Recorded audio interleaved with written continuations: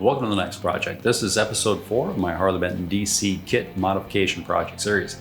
This episode is again chock full of experimentation and testing. In this episode, I'm trying out a 2K clear in a can. So it's got a hardener and the clear pigment, the paint, in a can. And the claim of this particular product is that it has a long shelf life. So you can use a little bit of the can today, put it on the shelf, come back to it in a day, a week, a month, maybe a year or more. That's a big claim. Is it possible? I don't know. We're going to start testing it on this. I used the can of clear 3 weeks ago to put on initial 3 coats, put it aside, let it dry, came back, gave it a quick sanding, shot some more clear on it yesterday.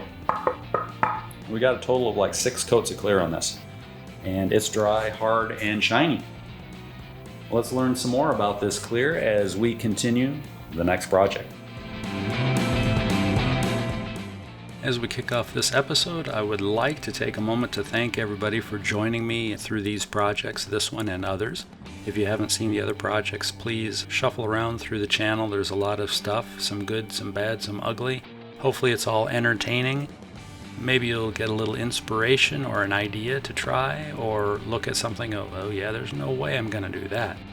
Please give the video a thumbs up, subscribe, leave comments, let me know where you're at and what you've got going on. Let's get the project underway.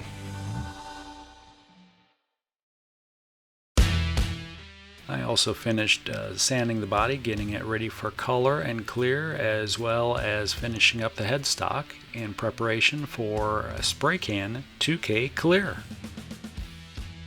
I've never used this product before, but the claim is that the hardener is mixed in with the color or the clear, and it doesn't kick off or activate until it is sprayed into the air.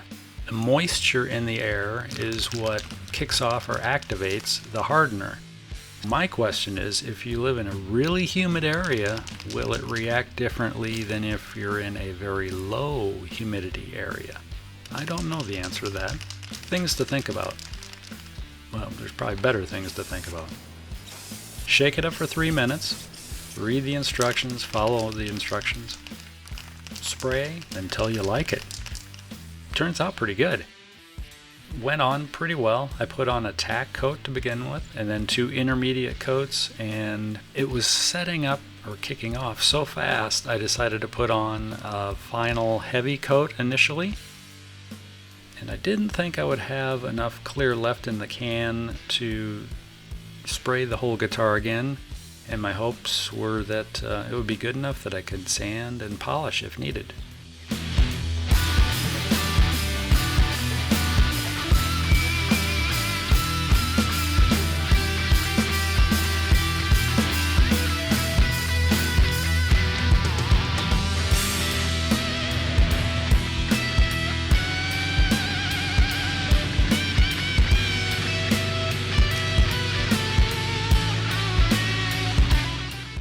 This was the first time I used a 2K clear in a can, and it went pretty well. I put on an initial tack coat, followed by 2 intermediate coats and 1 final flood or flow coat.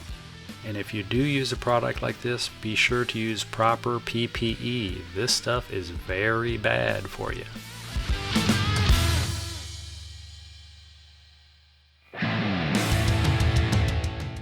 I was a little surprised by how this Car Rep Wise 2K clear coat, urethane clear coat, covered.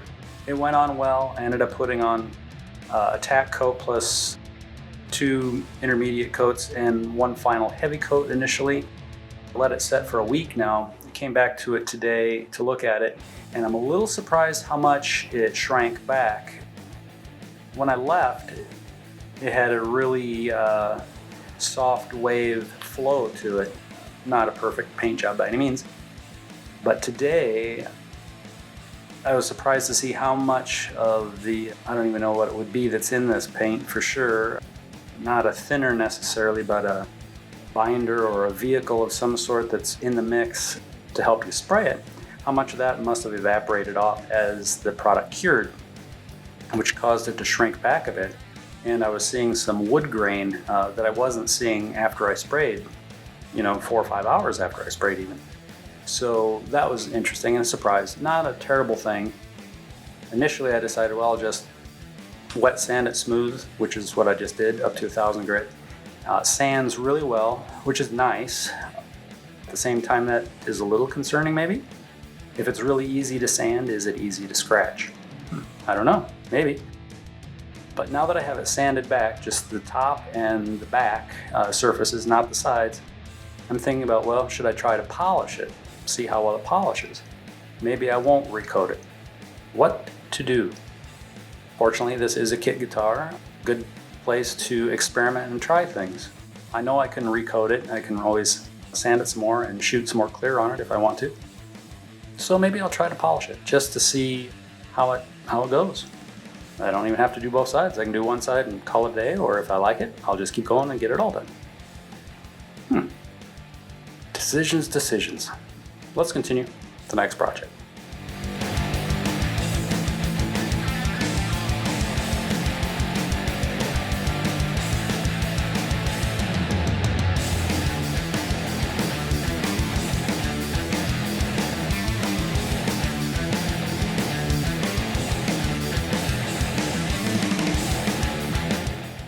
I did sand the guitar after the first round of clear, but I decided to re-clear the entire guitar because I wasn't totally thrilled with my sanding job, and I also wanted to see if I could continue using the same can of clear after it sat on the shelf for about 3 weeks total.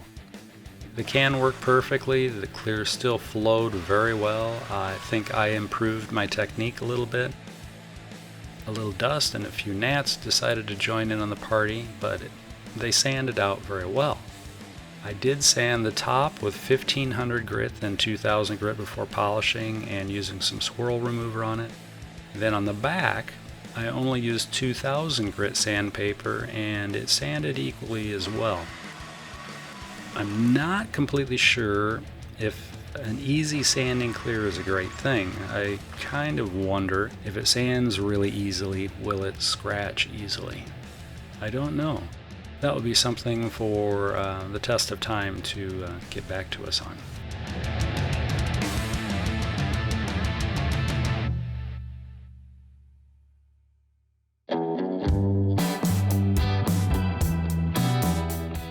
Even though I usually forget or nearly forget to put side marker dots on, I was definitely in the zone and knew I needed to do it and went right ahead and got it done on this job.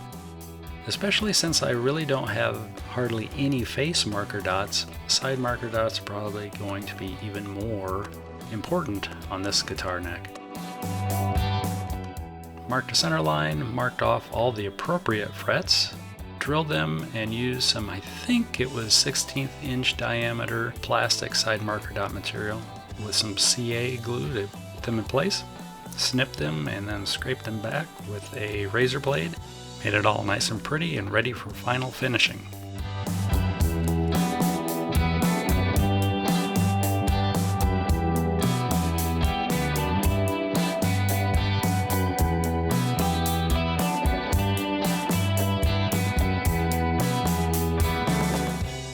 Using a paper template to locate all of the centers for drilling the 3x3 tuner post holes. I did a quick test on a sample tuner to determine what size drill bit I'd need to use, and went to town, drilled about 90% of the way through, just enough where the brad tip poked through the other side. And in a moment I'll flip it over and we will finish off all the holes. This way I can avoid any tear out, which you can also do with a backer piece. This pretty much ensures that you're going to get a good hole.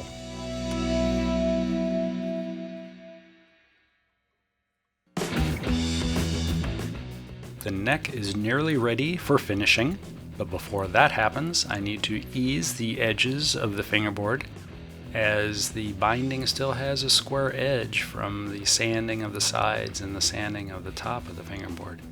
With the frets all done, I'm able to use a single edge or a safety razor blade to gently round over the edges of the fretboard where the binding is, giving it a very nice and comfortable feel. Using True Oil as our finish, and that is a new container. Just need a small hole and a piece of paper towel. Just scrub it on, don't put it on wet and heavy, just let the wood soak it up as much as possible. And you should be able to get on 2 coats in one day, one in the morning, one at night. That would be ideal. And as we wrap up this episode, I want to once again thank everybody for tuning in and joining me during this project. I hope you're enjoying it so far, and actually we're getting pretty close to the end. I'm thinking we've got a pickup to figure out, bridge to mount, a little bit of wiring to do, maybe make a nut, important stuff. Once again, thank you. Hope everybody is doing well. Take care of yourself and those around you. Please do hit the like button, comment. I like hearing from everybody. Subscribe if you haven't already, and do any of that other fancy YouTube stuff that put out there for us. Take care.